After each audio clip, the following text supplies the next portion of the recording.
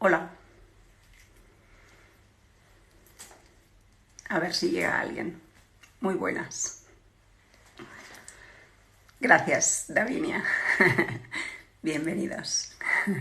Rubinete y Julieta. Hola, hola a todos. Vamos a ver si entra Iñaki. Buenas tardes. Buena compañía. Hola, Alesia.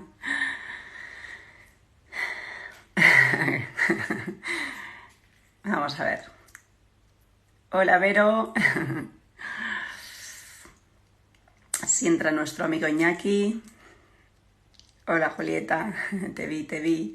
Hola, Gaby. Qué bueno verte. Yo no te veo, pero qué bueno que estés aquí. Hola a todos. Bienvenidos. Hola, Andy, querida. A ver si entra Iñaki, que estaba preparado para charlar un rato juntos esta tarde. Hola, a Mercé. Hola, desde Argentina. ¿Cuánta gente, querida? A ver si entra. Creo que no entró Iñaki todavía, ¿no? Ahora está allí. A ver. Sí, ahora lo tengo. Iñaki. Ah, estamos. Ya entra y te estamos esperando. Iñaki, estamos esperando. Ya llega. Hola, Noelia.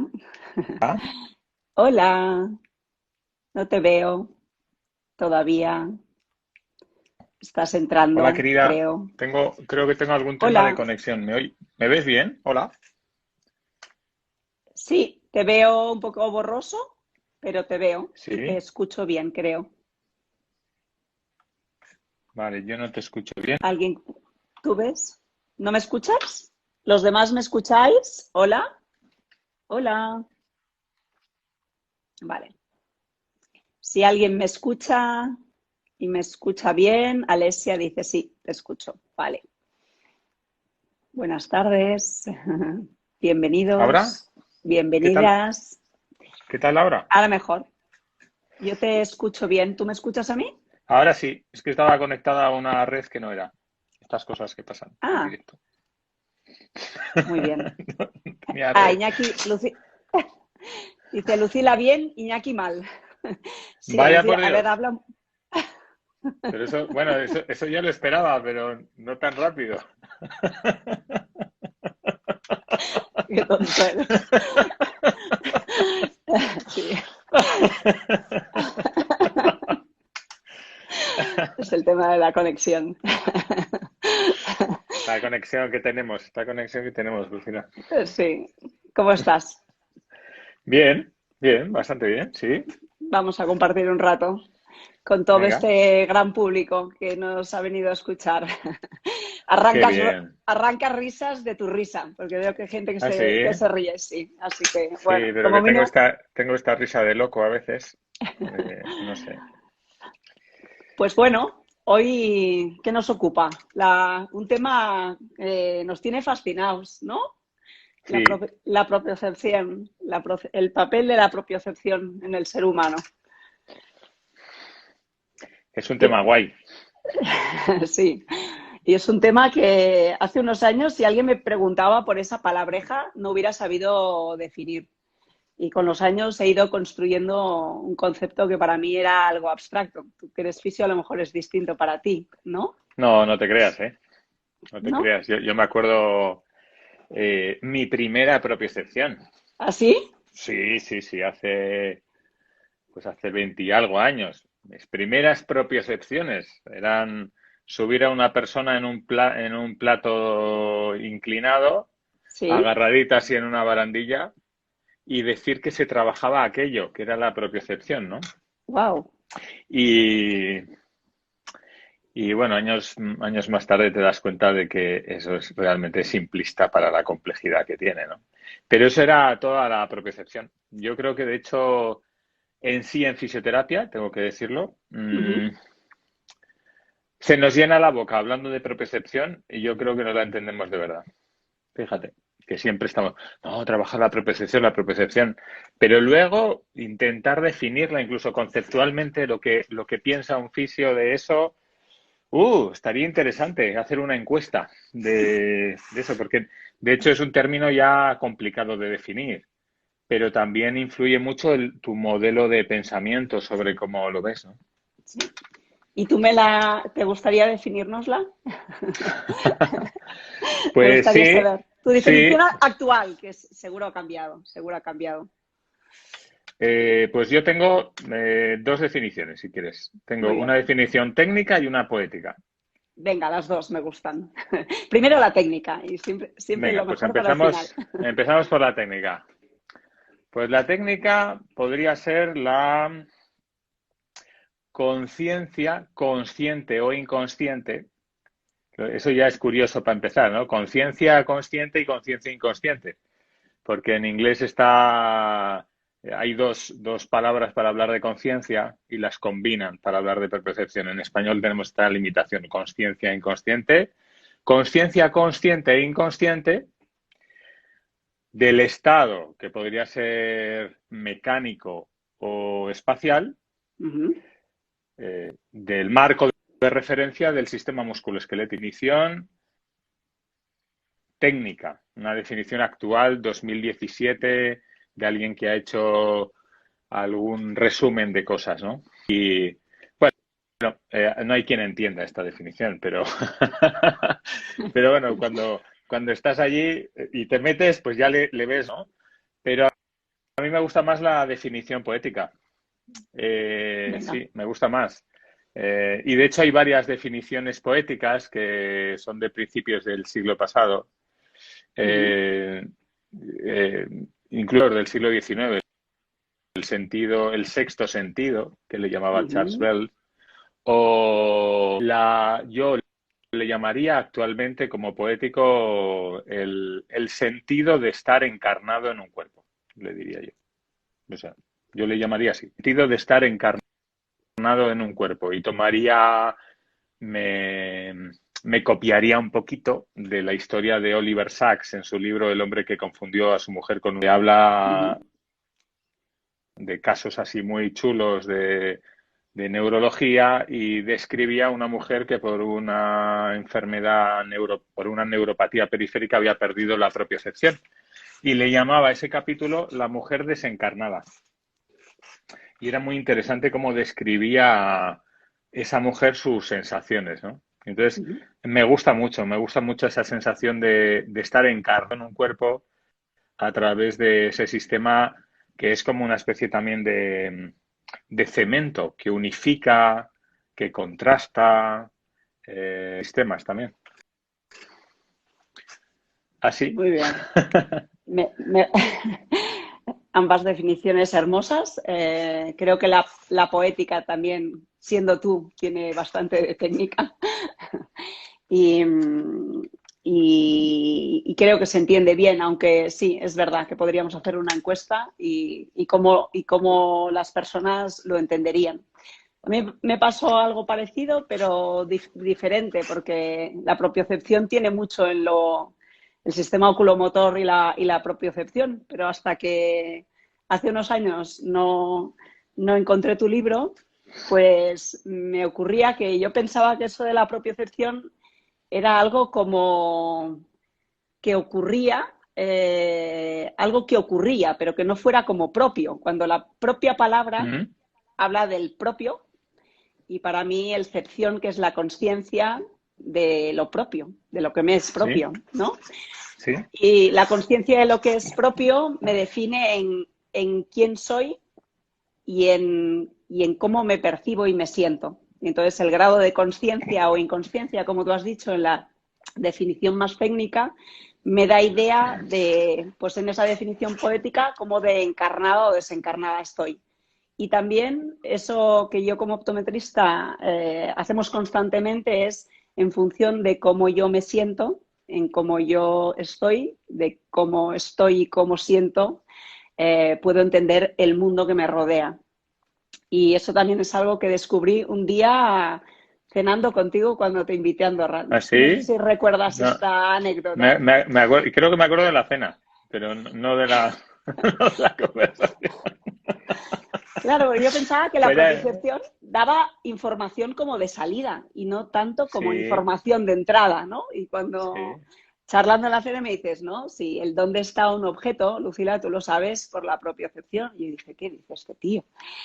Y eso cambió mi concepto total sobre la oculomotricidad y cosa por la cual ya estaba apasionada, pero entonces comprendí todavía más la importancia de la organización y la conciencia de la propiocepción, que de hecho muchos de los niños, ¿no? Y adultos y jóvenes que vemos, cómo de desorganizada está o porque ya no se organizó bien o porque algo ha ocurrido en su historia de vida que ha provocado una alteración o desorganización o, sí.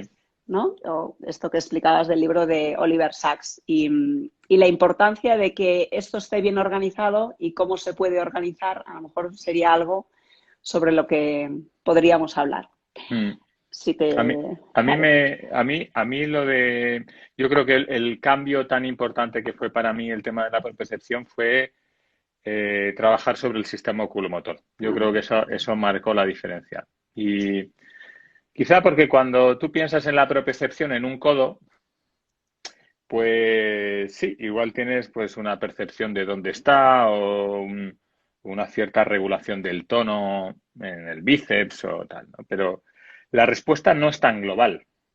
En cambio, la información de un músculo extraocular es que te da la vuelta completa a toda tu percepción del espacio, de ti mismo. Y de hecho, estos estudios, yo creo que yo le llamaría uno de los padres de la propiocepción a Jean-Pierre rol, Roll. Sí, sí. Jean-Pierre Roll, sí. Que yo tuve la suerte de conocerle cuando fui a estudiar en Francia, en Marsella, un posgrado universitario y era uno de los profesores. Y era alguien que yo había leído mucho. Y era un tipo, pero apasionado con el tema de la percepción. Y de hecho, estaba antes rescatando alguno de sus textos, ¿no? Porque escribía tanto artículos científicos, pero absolutamente revolucionarios, como pequeños artículos de estos de revistas de divulgación, explicando como de una forma como más para niños, digamos. Pero es que cuando lo explica es apasionante todo. Y me acuerdo de esos trabajos que hacía provocando vibraciones musculares sobre tendones y cómo cambiaba la percepción de la persona de su cuerpo, ¿no? Pues, por ejemplo, hacía vibrar un tendón de la rodilla y la persona, si no lo veía, su pierna, tenía la sensación real de que su pierna se movía para un lado o para el otro en función de qué tendón hicieran vibrar, ¿no? Pero es que cuando vibraban un músculo extraocular, bueno, todo el cuerpo se iba para atrás o para adelante, o en función de qué músculo era. E incluso había un cambio de percepción sobre lo que la persona La persona veía. veía. Sí, Si eso la es. localización de objetos cambiaba. Sí. Y luego, bueno, pues claro, cuando uno ve la cantidad de receptores que tiene un músculo extraocular por gramo en relación a otras partes del cuerpo, pues se da cuenta de que realmente el sistema nervioso construye con propiocepción, wow, un complejo sistema de contraste de información. Es apasionante. Y Sí. también es apasionante lo frágil que es, porque es un sistema también que también puede estar muy alterado por una contractura o por un esfuerzo, por una fatiga o lo que sea. Pero gracias a que hay tantos cientos de receptores igual, ese es un tema apasionante. A mí me cambió el tema de la oculomotricidad. Yo creo que ahí yo tuve la sensación de mirar la fisioterapia con otros ojos. Y Ujú. sigo viendo a los fisioterapeutas muy centrados en lo motor. O sea, quiero decir que fisioterapeutas y kinesiólogos, yo creo que siguen en general con un pensamiento de que lo muscular es para mover algo. Que no es un órgano de percepción en sí mismo, Eso es, eso pero es, es un eso órgano es. de percepción. A mí eso es lo No, que eso es cambió eso. sustancialmente. Esos trabajos de rol, cosas que yo veía en el paciente, empecé a entender qué ocurría en la mente de un paciente cuando en determinadas áreas del campo visual la propiocepción no informaba bien. Y entonces también empecé a entender el desequilibrio interno que produce cuando esa información, que a veces ya ha sido, por ejemplo, si está bien construida y luego es errónea, la disrupción que te produce a nivel interno, es decir, yo veo esto aquí y esto no está aquí cuando quiero alcanzarlo, cuando siempre lo había visto. Empiezo uno hasta a dudar de sí mismo porque cada acción del cuerpo constantemente y durante todo el día es hacer cálculos sobre la localización espacial. Sí, sí. ¿No? Y cómo esas personas acababan como restringiendo hasta su movimiento corporal y su movimiento visual para no atender a áreas del espacio que constantemente les daban una información disruptiva con respecto a lo mejor otras áreas. Incluso como esa persona a nivel interno se desestabilizaba, ¿no? Por eso creo, bueno, seguramente un psicólogo podría decir otras cosas, pero esa es una de las áreas que entendí el por qué la oculomotricidad y la propiocepción oculomotora es un órgano de percepción en sí mismo. Y esto me parece fascinante. Yo tengo como un poco de envidia de los optometristas en este punto. Porque vosotros, yo creo que por lo que he visto de algunas partes de la terapia visual, digamos que veis el resultado de la propiocepción en percepciones conscientes, en realidades cognitivas, en construcciones como que la persona hace, ¿no? De cómo igual coloca unas piezas en un patrón igual o contrario que otro, ¿no? Que igual también para algunos optometristas es un aspecto puramente visual, pero Exacto, pero no es puramente visual. De hecho, las personas que tienen conflictos de lateralidad o problemas de coordinación motora construyen, supongo que tú has apreciado también que tienen esos errores en la localización y apreciación de formas, por ejemplo, ¿no? Exacto, exacto. Y además, como a mí lo que me fascina de la colaboración, esto que hacemos en terapia y que tú has visto alguna vez, es fabuloso, como cuando ponemos unos prismas y cambiamos la propiocepción al instante. Sí. Luego no es permanente, pero como cuando tú has tocado, has hecho terapia manual en el sistema oculomotor y dices, madre, cómo la conducta de una persona puede haber cambiado de esa manera. Ya no solo es la sensación perceptiva, sino que de golpe pueden encajar cosas y hacen cosas que no podían hacer unos instantes antes. Luego es verdad que para que eso se quede hay que reprogramar e insistir, ¿no? Bueno. Sí, pero Entonces, que es impresionante verlo. Yo sí, creo es muy que al fascinante. margen de cuánto te cuesta igual reorganizar eso o tratarlo, el hecho de ver el resultado que tiene, y yo creo que igual tanto en tu profesión como en la mía, se atribuyen las cosas, esta realidad se atribuye a otros temas. Quiero decir que no se llega a una comprensión, ¿no? Completa, ¿no? Yo tengo dudas también desde mi punto de vista cuando hay fisioterapeutas que trabajan sobre el sistema musculoesquelético, que es lo que normalmente hacemos, ¿qué conciencia hay de que estés cambiando una forma de sentir y no una forma de mover? Y yo creo que no está muy claro. Y por otro lado, en optometristas, yo también me pregunto si cuando ponen un prisma tienen una conciencia de un cambio muscular como informador. Como informador. Como De entrada, informador. de entrada, no solo de salida, ¿no? Eso Es es, ese eso es. informador, es ese informador de entrada que cambia el procesamiento de la información y cambia la salida. Y hay uno de las personas que más entiende estrabismos es David Cook, que además escribe artículos, pues debe ser parecido a Roll, pero distinto. Escribe cosas como muy técnicas y luego escribe cosas, yo no diría para niños, pero son cosas que parecen incluso esotéricas, porque dices, cómo este individuo es capaz de hacer entender a las personas que cambiando la propiocepción podemos cambiar la concepción del espacio y ver burbujas de aire entre los objetos. Y él lo hace mediante la propiocepción y también el sistema sensorial, es decir, reprogramando la información retinocortical y esta información de entrada del sistema oculomotor.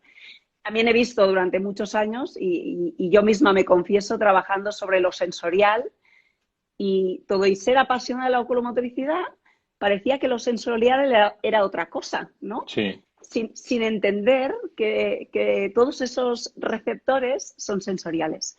Bueno, de hecho ocurre, ¿no? Las personas que no pueden mover los ojos no pueden ver, aunque su sistema retiniano esté sano. O sea, una ataxia oculomotora hace que no puedas comprender.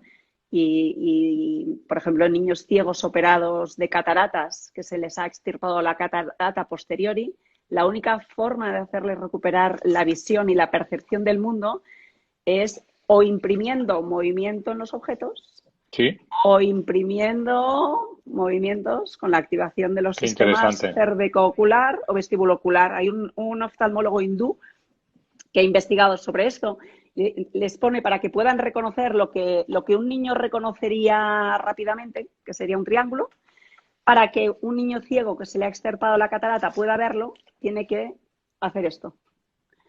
O tienen que imprimir ese movimiento. Y ahí como la visión se activa, ¿no? Entonces, por eso, tanto la importancia de una cosa, no entiendo yo el trabajar la visión sin poder cambiar la programación de la oculomotricidad. Sí. Pues este es uno de los trabajos a mí que me apasionó de rol cuando se le ocurrió poner un bolígrafo en la mano de una serie de sujetos sin pintar nada, ¿eh? Solo le agarraban el bolígrafo y con los ojos cerrados le fue haciendo vibrar músculos de la mano y la persona prometía que sabía que estaba dibujando un triángulo o un cuadrado en función de los tendones que estaban. Fíjate, que a mí me parece impresionante porque realmente es que es hasta es que es una realidad visual, un triángulo o un cuadrado, ¿no?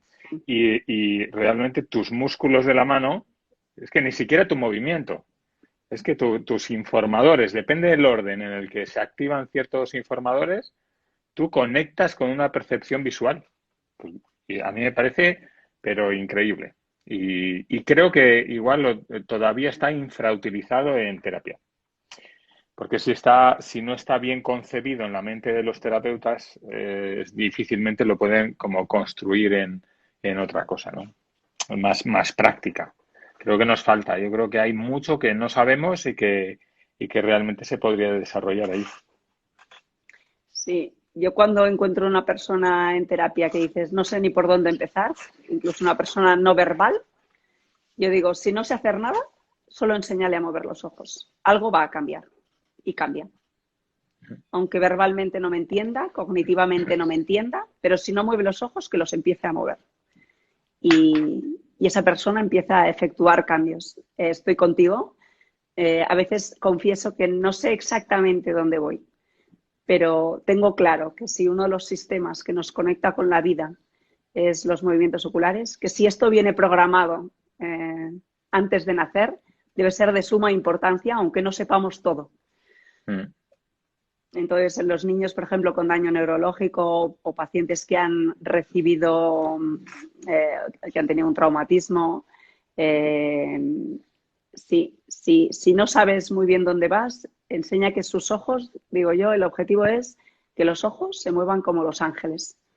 Porque ¿qué tendrá que ver, seguro que me puedes contestar, la propiocepción con la organización del movimiento ocular?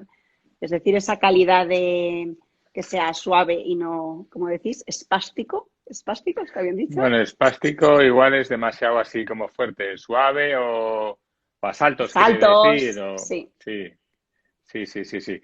Eh, pues es interesante porque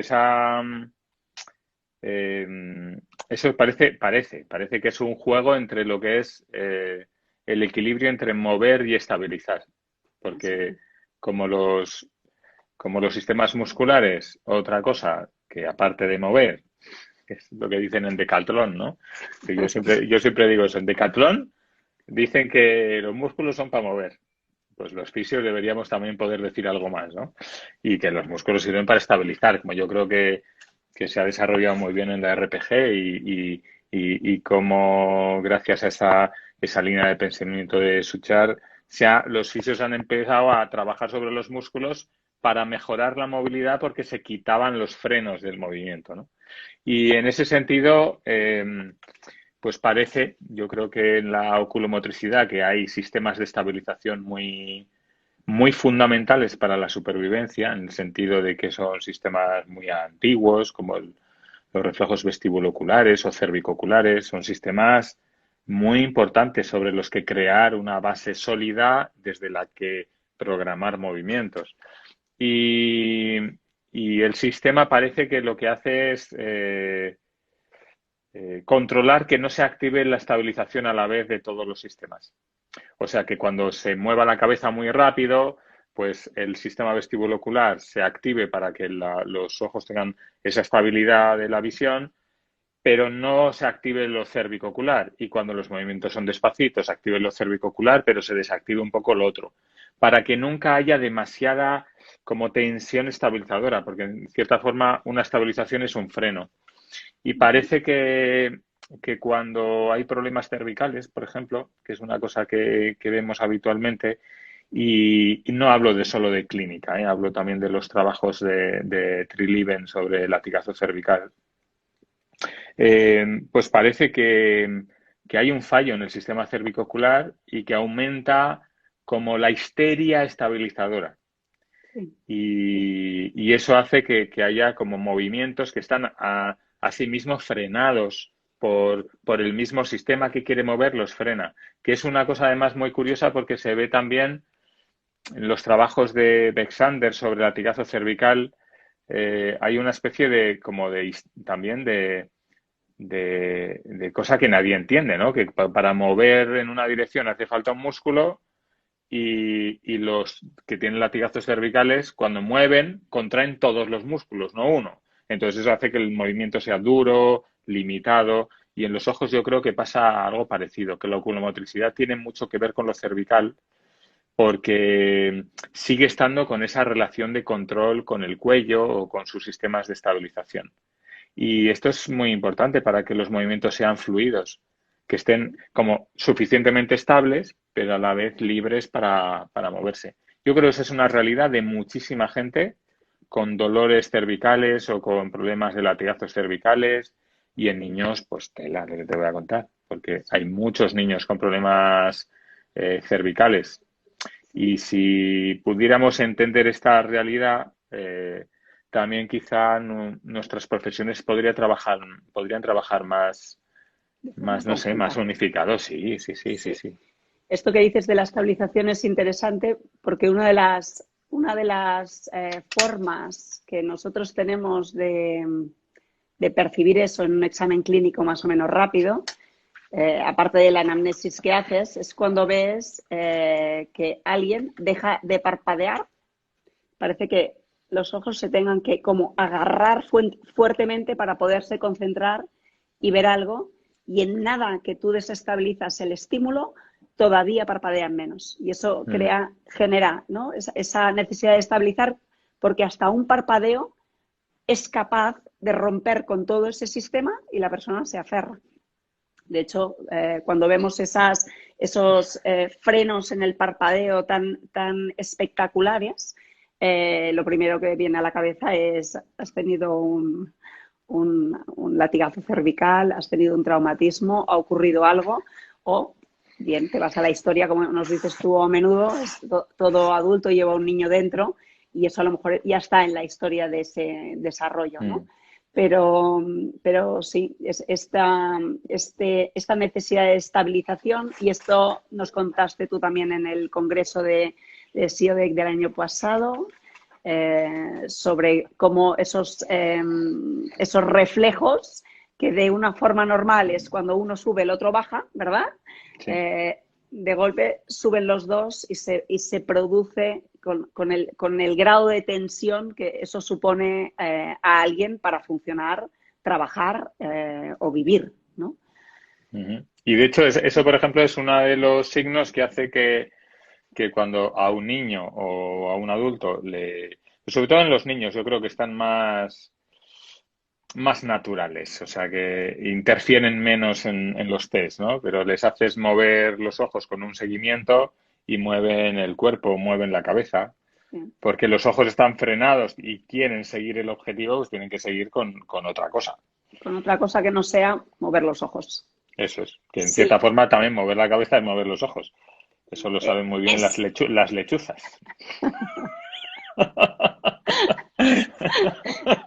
ese es el sistema ellas dominan. Bueno, Sí, o lo que y ocurre, los neonatos.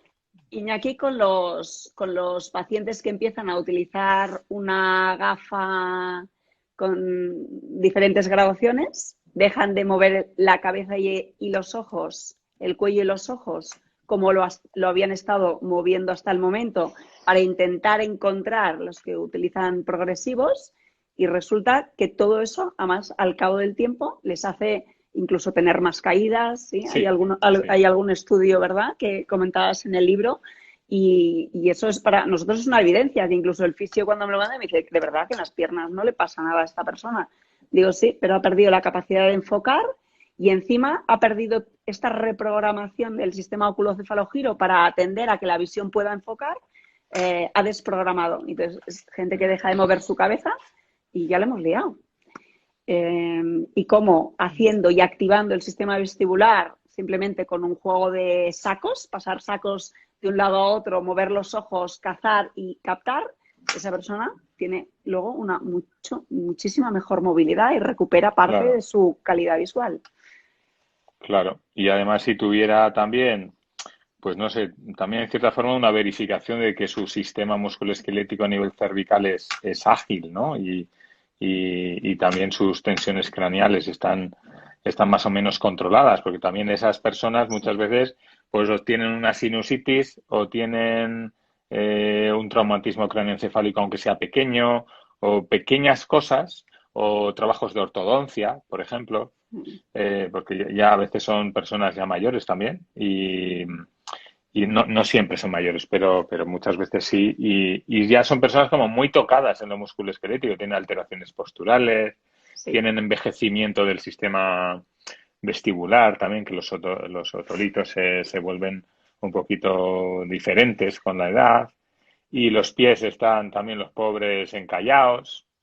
y es, en fin, Y entonces el sistema está como muy frágil para hacer un cambio tan grande así de repente en un sistema tan importante como el visual, pero además como sin cambiar lo demás. Yo creo que ahí, fíjate, que podría ser un lugar súper interesante de trabajo en conjunto. No solo digo fisios y optometristas, pero digo de un trabajo en conjunto, ¿no? O sea, estoy convencido de que si, mira, me lo estoy inventando ahora, pero que estoy convencido que si a alguien le pusieran ese tipo de lentes binoculares, ¿cómo las llamáis? progresivas, progresivas. Progresivas. Si esas lentes progresivas, si, por ejemplo, un podólogo, le tratara la piel de la planta del pie, si la dejara finita, igual un fisio mejorara la movilidad de los tobillos, yo qué sé. Estoy seguro, por ejemplo, que la adaptación sería incluso más sencilla, aunque parecieran cosas que están lejos. Igual que el trabajo vestibular que tendrían que hacer, o ganar movilidad cervical, o son cosas que yo creo que también es otro punto muy interesante, como cuando tocamos algo y lo cambiamos muy rápido, sin tener en cuenta su conexión con otros El sistemas, sistema. a veces está la paradoja del buen tratamiento que empeora a la persona, que es una paradoja muy real, ¿eh? Yo creo que pasa mucho. Pasa Mucho. muchísimo, pasa muchísimo. Y tú le pones a alguien lo que necesita. No, pero si hemos tratado el cuello, que usted necesitaba que le trataran el cuello. Sí, sí, el cuello va bien, pero ahora me duelen las lumbares, por ejemplo. O vosotros, ¿no? Que podéis decir, no, es que o vosotros, otros profesionales de la visión, ¿no? Que te ponen lo que necesitas de miopía y la persona no se siente a gusto con esa No puede. corrección. Sí, Eso es. sí, Como si yo creo que en cierta forma es un tratar los sistemas desvinculados unos de otros. Cuando el correcto. cambio es pequeñito, pues igual no se nota, pero cuando el cambio es es muy grande y la persona en cierta forma es frágil porque tiene menos capacidad de adaptación. Yo creo Sí, que pero a esa es, veces incluso los sí, cambios muy pequeños sí, también, ¿verdad? producen más efectos o Sí, más consecuencias de los que creemos. Yo recuerdo cambiar a una persona una graduación un 0,25 y cambiarle la percepción del mundo y yo negarme a entender que porque sea pequeño no es importante. Y esto también sí. es porque creo que banalizamos como cada ser humano le repercute un cambio determinado. En los progresivos, hoy ya hemos avanzado, porque la óptica avanza muy rápido, ¿no? Y la investigación en lentes. Pero una de las cosas que ocurre con los cristales progresivos es que llevan una compensación prismática. O sea, que lo primero que cambian, aparte del enfoque y ver bien, es la propiocepción oculomotora, ¿no? Aparte de restringir el campo visual. Pero también sobre los cambios sutiles, y esto también lo vemos Sí. en neurodesarrollo, a veces algo que parece tan... sí, esto parece nada y produce un efecto espectacular. Lo que pasa es que a veces los profesionales no sabemos cómo captarlo, ¿no? Eh, Sí, esta es la falta de solución de continuidad en los sistemas biológicos, que pasa en muchos sistemas, que un impulso mecánico, bioquímico, produce un efecto. Si aumentas un poco más de efecto, si lo aumentas un poco más de efecto, y si te pasas, ya no produce efecto. Como si eso hubiera mismo. como una falla. Que eso es Sí. lo que describo yo en el libro de terapia manual, en el sistema oculomotor, de este investigador francés que operaba a los peces.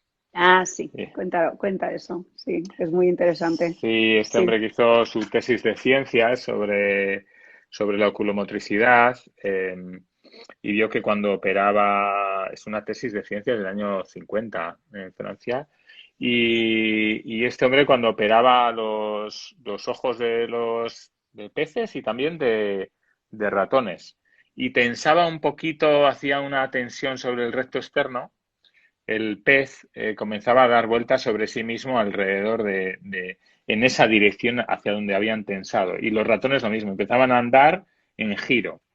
Y al final desarrollaban como adaptaciones posturales para poder seguir andando recto. Curioso el tema. Pero cuando tensaba demasiado, o sea, que cuando se pasaba en esa cirugía, se pasaba de cambiar el sistema, ya no había ningún efecto, ninguno. O sea, no había ningún cambio sobre la forma de moverse. Varón, dice, Sí, sí, sí, sí. dice Rubén. Varón, exacto. Balón. Sí, Sí, varón. Sí, nosotros lo vemos con los microprismas o las lentes de muy, muy baja potencia. Y vemos cómo son sí. capaces de hacer efectos espectaculares que no tienen tanto que ver con la visión, sino con todas las conexiones neurológicas y los cambios que producen, como pequeñas cositas. Alguien Es preguntaba el valor de lo cualitativo. el valor de lo cualitativo. Así que Sí. ya vale de poner 7 kilos de fuerza en un paciente. Lo digo por, hombre, que no, que igual si pones 7 gramos y lo pones en el sitio justo, pues igual tienes un cambio muy interesante. ¿Sí Sí. que preguntaban? Preguntaban sobre la construcción de la propiocepción en los neonatos.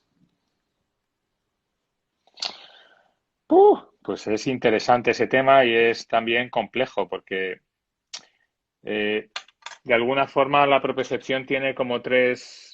¿te cuento algo sobre eso? Sí, me gustaría.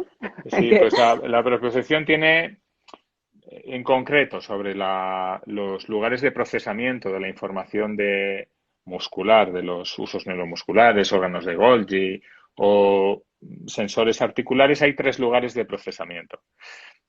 Hay un nivel de procesamiento medular, que es el que hace los bucles de reflejos de estiramiento.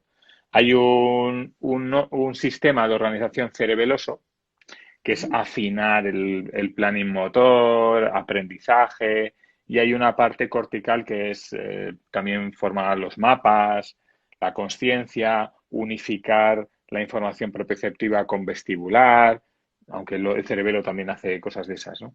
Entonces, claro, en un neonato tenemos un sistema de movimiento no coordinado con patrones de generación central y, claro, al principio la regulación tónica no está bien coordinada, la coordinación agonista-antagonista y yo creo que es una combinación de cosas que empiezan a despertar, a construir ese sistema. Yo creo que también lo propioceptivo en sí mismo necesita otros sistemas para vincularse en su desarrollo. Quiero decir que como lo propioceptivo es una información de contraste en Ujú. general, Sí.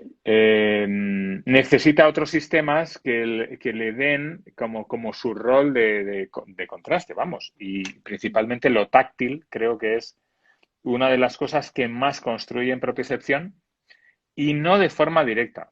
Fíjate, o sea, creo que en cierta forma, esta es una hipótesis, se construye, son vías diferentes y se Ujú. construyen de forma como coordinada. Cada vez que un niño mueve algo, pero a la vez le tocas y luego ya cuando puede mirarse las manos o puede mirar objetos o puede mirarse los pies o puede mirarse el cuerpo y unificar su información visual con propioceptiva, Ujú. y también lo vestibular, cuando mueve y también siente su cuerpo, yo creo que es cuando se van construyendo el sistema propioceptivo de una forma muy lenta, porque incluso el cerebelo necesita, igual hasta los 4 o 5 años, el Años. cerebelo no empieza a hacer un trabajo así muy potente. Entonces hay una parte de la propiocepción que no va a estar afinada. O sea, y además se ve a los niños a partir de los 4 o 5 años que ya, ¡buah!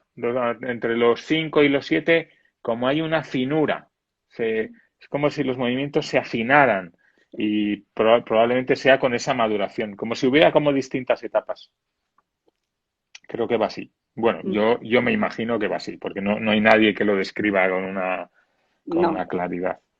es lo que nos gusta pensar para pensar que cada cosa que hacemos va a construir sistemas de integración. Esto sobre el sistema de contraste que ahora nos contabas, es que por eso creo que es tan importante la propiocepción, Iñaki, esta conciencia del mí mismo, esa información de contraste y todo lo que aprendemos en la vida, de hecho, es por contraste. No Ujú. sabes qué es la alegría si no has estado triste, no sabes qué es el movimiento sin la estática, no sabes qué es el blanco sin el negro. Entonces, por eso creo que es un sistema que nos enseña o nos permite regularnos. Por eso en los neonatos hay que permitir eh, que todos los sistemas se activen e interactúen y que despacito ese sistema va a tomar el control. Y cuanto menos control un niño tiene y menos, por tanto, desarrollo de esa propiocepción, más dificultades tiene para entender el mundo y actuar con el mundo, ¿no? Mm. Cuando hacemos terapia visual, muchas veces utilizamos esa información de contraste entre lo que es mover y estar quieto de forma consciente, porque muchos de los niños que nosotros vemos, igual que los que vemos en Tempi, ¿verdad? Cuando les pides que Sí, aprendan a parar, no saben. no Y saben. cuando les dices que muevan una parte sin mover las demás, tampoco saben, ¿no? También es muy difícil. Sí. Muy complicado. Y creo que eso tiene algo que ver con lo que cognitivamente tiene que pasar después, porque la base en la toma de decisiones es siempre la información de contraste. ¿Cuál es el camino bueno en la vida o cuál Sí. es el concepto a exponer, ¿no? Entonces, mirado de esa forma, pues creo que la propiocepción construye también cognición y también, por lo que dice alguno de los estudios sobre esa organización o desorganización, es decir, una mala construcción de la propiocepción oculomotora hace que esos movimientos de seguimiento, como dices tú, sean torpones, ¿no? Tengan esa finura, pero también los movimientos de saltos para poder comparar dos cosas. Y es cuando yo comparo dos cosas que me doy cuenta como de la diferencia de esas cosas, ¿no? Eh, bueno, Sí, i- sí, inter- y además que es verdad que el sistema necesita cambios para la percepción. O sea, quiero decir que percibimos en las manos gracias a que movemos las manos sobre el objeto.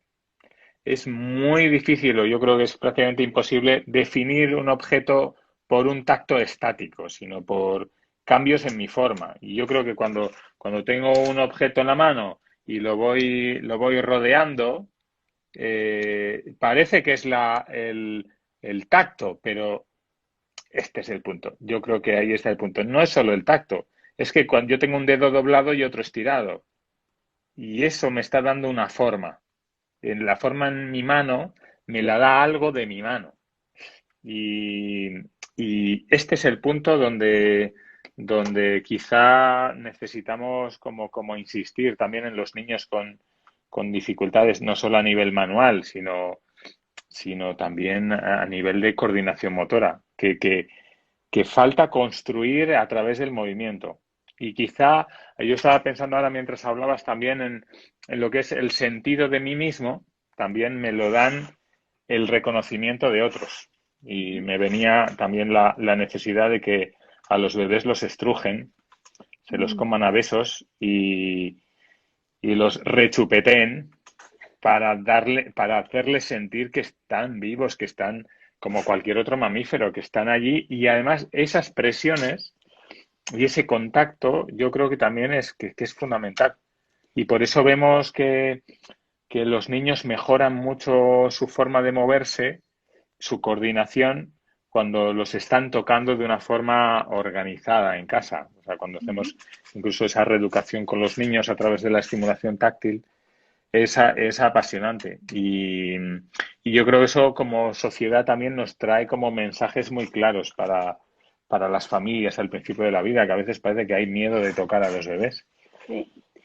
Y en estas sociedades que envuelven a los bebés, ¿sabes si tiene algo que ver con la construcción que los envuelven durante un tiempo para que estén como en esa presión? Eh, ¿Tiene algo que ver? ¿Es simplemente cultural? Eh, ¿Crees que eso organiza o construye algo de una forma que al inicio de la vida puede favorecer? Pues yo tengo ahí algunas dudas. Hay cosas que me planteo porque creo que muchos de los sistemas de envolver Uh -huh. aparecen también en culturas que son más nómadas. Por ejemplo, Ajá. en la zona de Asia, ¿de dónde era Mongo Gengis Khan? Ah, eso es, los mongoles, Mongolia. eso es, los mongoles, o tribus americanas que hacen también cambios Uh -huh. de sitios. No sé si ese envolver aparece más en ese tipo de culturas para el transporte, por ejemplo, Uh -huh. y si además, no lo sé porque lo desconozco, si combinan esos momentos de envolver con otros de gran Beber. libertad, Okay. en brazos de mamá, muy juguetones con el bebé. Yo creo que tiene que haber como un equilibrio de las Un cosas. equilibrio. Es verdad que Okay. el envolver en algunos bebés da una contención que incluso puede calmar el llanto inmediatamente. Eso O quería sea, escucharte puede también. hacer. De hecho, el otro día lo volví a ver un pediatra americano Uh -huh. que es muy divertido. No, o es americano, yo creo que es americano, o de Australia, no O sé, pero australiano, me parece, ¿no? australiano, O puede ser australiano, australiano, sí. que es un encanto de hombre que está en YouTube y que más gracioso él. Es que es muy majo, hay gente maja. Y este, pues parece que desarrolló un sistema para calmar a los bebés, que es básicamente ponerlo en una posición erguida, con una cierta inclinación, cerrar brazos al lado del cuerpo, dar una sujeción en barbilla y un poco de estimulación vestibular. Ah, sí, sí, sí. Eso es. Pero la contención, yo creo que calma también. Yo creo que nos calma a todos la contención. Sí, sí, yo Cuando, recuerdo cuando cuando, mis hijos eran pequeños, aquí, llanto de sí, llorar así, abrazo fuerte y, ¿no? sí. Y niños Sí, así con problemas así comportamentales fuertes, hiperactividad o cuadros muy intensos de alteraciones, incluso los educadores que trabajan con ellos saben que en cuanto los abrazan y los aprietan un poco, los sistemas calman, ¿no? Como una contención de ese tipo, yo creo que calma al sistema, Sí. pero que tiene que combinarse eso con la libertad de movimientos sobre tu madre o tus hermanos pero es muy interesante eso. La verdad es que me falta información. Me gustaría saber más. Me Sí. gustaría saber más si realmente se utiliza más en las tribus más nómadas, porque yo lo tenía visto en imágenes de culturas de más movimiento. Y no sé si en otros lugares lo hacen igual, aparte de para portear o lo que sea. Pues investigaremos un Y poco sobre las sí, otras culturas, porque yo creo que sí que en ese apretar hay como cuando te apretan y parece que estás secuestrado por la emoción y alguien te aprieta, te devuelve al sí, cuerpo. Para mí te sí. devuelve al cuerpo y al ti mismo, que estoy aquí, aparte del secuestro emocional que puedas tener, ¿no? Para mí el cuerpo pone tierra al alma y al espíritu. Y te saca de la cabeza también. Sí, sí, sí, sí, está claro. Así que, exacto. No hay nada como salir a correr cuando tienes Sí, un rollo mental que te baja a tierra. Bueno, Iñaki, estamos acabando. Mira, muy bien. una pregunta final Venga. como pregunta y luego que me hagas un resumen o una frase o Ostras. lo que quieras, lo que La quieras, lo haremos, que la quieras. haremos, la haremos O entre los juntos. dos. La haremos entre los dos. Eh, ¿Es el sistema propioceptivo resiliente? Joplas. Qué pregunta tú. Eh, pues yo no lo sé. Así a primera, lo primero que me viene es que la vida es resiliente en sí. Ujú, Quiero decir que no creo que el sistema propioceptivo sea más resiliente que el control del pH en la sangre. O sea, ujú, quiero decir que tenemos sistemas con una inteligencia en sí mismos para, para luchar por la homeostasis, por el equilibrio, ujú. y todo funciona en búsqueda de equilibrio. Así que en sí mismo, cuando pasa un drama o una alteración muy importante, el cuerpo sigue encontrando sus sistemas para sobrevivir y para adaptarse. Así que sí, yo diría que el sistema propioceptivo es resiliente con sus recursos, con los que tenga. No lo sé, pero ahí igual, no sé. Yo es así como me viene. Es una pregunta muy difícil. Bueno, yo parto de la concepción y la creencia, siendo terapeuta, que casi todo en el ser humano. Y hay que promocionar la resiliencia del paciente y creer que con lo que nos ocurre siempre se pueden hacer cosas, ¿no? Y, Sí, sí. o Yo, yo de reprogramar hecho, sistemas. yo de hecho me sorprende, yo de años de ver adultos también, que hay personas mayores que si les haces una resonancia magnética de la columna te asustarías, pero te caerías hacia atrás de lo que vieras.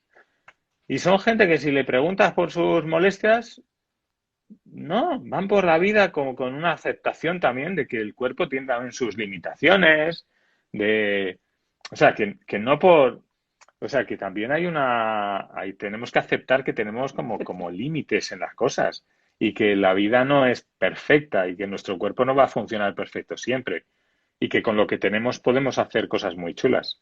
Como dice el refrán inglés ese, si tienes limones, haz limonada. Limonada, sí. Muy bien. Venga, abórdame una frase o una reflexión o lo que quieras sobre la importancia de la propiocepción en la construcción de la visión, la postura o del ser humano, tan Yo, amplio o tan sí. concreto como quieras. No, a mí me vienen así como varias frases, no sé, más que un resumen así, que el sistema muscular o musculoesquelético o muscular es quizá uno de los principales sensores del organismo, no Ujú, solo sistemas de movimiento, uno de los principales sensores, que toda esa construcción se hace en contraste con otros sistemas y asociada a otros sistemas. O sea que lo proprioceptivo no es nada si no es junto a la piel, Ujú. junto a la visión, junto a lo vestibular, que si los sistemas biológicos trabajan juntos, ¿por qué los profesionales de la salud no trabajan juntos? Que eso tiene como una cierta curiosidad, ¿no? Y, y yo creo que también es el apasionante mundo de lo que no conocemos, que puedes pasar pues 40 años, 30 años tocando personas, por lo menos en mi campo, o tú observando y ayudando a otras personas en sistemas, y estás todos los días actuando sobre algo desconocido, que además constantemente te está dando información de que algo no encaja siempre, ¿no? ¿Por qué hago esto y la persona reacciona así? Y bueno, los que somos así un poco inquietos, pues nos vamos a casa como dándole vueltas. Otras personas lo aceptan como una variabilidad de excepción, pero realmente yo me quedaría también con este punto del el misterio. Estamos trabajando con un misterio que se va desvelando muy poco a poco. Fíjate, los primeros trabajos de propiocepción así chulos son finales de los 80 o principios de Imagínate. los 80, sí. O sea que desde que Sherrington habló del sentido muscular en 1904, ay, en tiempos de Ramón y Cajal, realmente estudios sobre eso y cada día creemos que lo conocemos y no lo conocemos. Yo estoy convencido. Creemos que lo conocemos y no. Hablamos de eso y no sabemos qué es. Es Es curioso. como el Tao. Fíjate, es como el Tao Te Ching. Lo miras y no lo ves. Lo tocas y no lo sientes. Me estoy inventando una página del Tao. Está allí, no está, pero ordena todo lo que haces. Ya está. Muy bien. Lucía, acabamos de encontrar la solución. El Tao Te Ching se refería a la percepción. Iñaki y sus divagaciones a las 7 de la tarde. Pues nada, la propiocepción es Ay, resiliente y es como el Tao. Ahí, el Tao, el ahí, Tao. ahí lo dejamos. Está clarísimo, vamos. A ver, que cuando veamos este vídeo de aquí 20 años, a lo mejor hasta nos da hasta vergüenza, ¿no? De lo Sí, que pero la vergüenza está bien también. también está bien. Querrá decir que habremos evolucionado lo suficiente en el conocimiento para decir, mira qué pensábamos entonces, ¿no? Que esto Sí. ahora todo queda registrado. Oye, que es Bueno, muy chulo Iñaki, esto de hablar juntos un rato. Me parece sí, súper chulo. nosotros lo pasamos muy bien. Sí, sí. Espero que la gente también. Gracias a todos los que nos han acompañado. Muchas gracias a Muchas todos. gracias. Sí, que tenemos gente que, yo digo, tanta expectativa, me pone un poco nerviosa. Me gustaría más tenerlos delante y poder charlar y opinar, ¿no? Sí, Pero gracias por tu rato. A mí también me parece muy chulo. En es algún muy otro chulo. momento podemos hablar de otra cosa, que se Yo nos creo que sí, que podríamos hacer otro día, otro rato otro de rato. estos Muy bien. coloquios sobre la ciencia y el So- Tao, podríamos hacer. bueno, sobre el Tao tengo que estudiar un poco más, que sobre propiocepción no sé mucho, pero sobre el Tao menos todavía. Gracias, Iñaki. Gracias por tu rato. Gracias a todos. Gracias a ti y gracias a todos. Un beso a todos. Gracias, chicos. Cuídense Cuídense. y un abrazo muy fuerte. Ser felices. Sí, chao. Chao. Adiós, adiós.